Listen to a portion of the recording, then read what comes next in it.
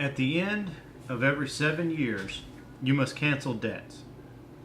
This is how it is to be done. Every creditor shall cancel the loan he has made to his fellow Israelite. He shall not require payment from his fellow Israelite or brother, because the Lord's time for canceling debts has been proclaimed. You may require payment from a foreigner, but you must cancel all debts your brother owes you. However, there should be no poor among you, for in the land the Lord your God is giving you to possess as your inheritance, he will richly bless you. If only you fully obey the Lord your God and are careful to follow all these commands I am giving you today. For the Lord your God will bless you as he has promised, and you will lend to many nations, but will borrow from none. You will rule over many nations, but none will rule over you.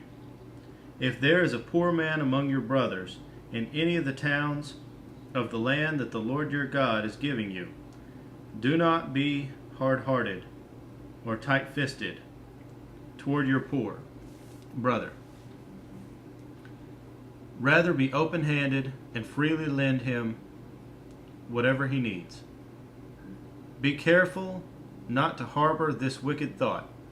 The 7th year, the year for canceling debts, is near, so that you do not show ill will toward your needy brother and give him nothing.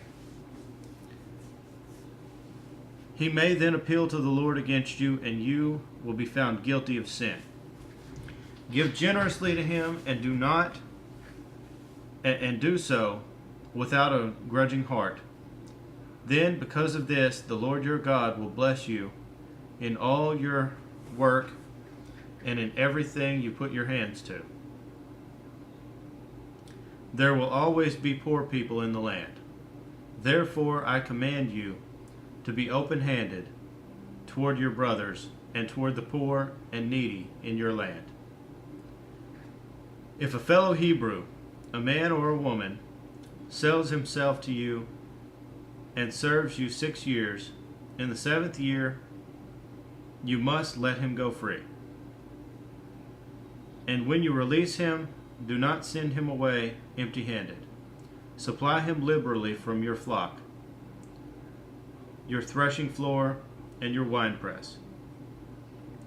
Give to him as the Lord your God has blessed you.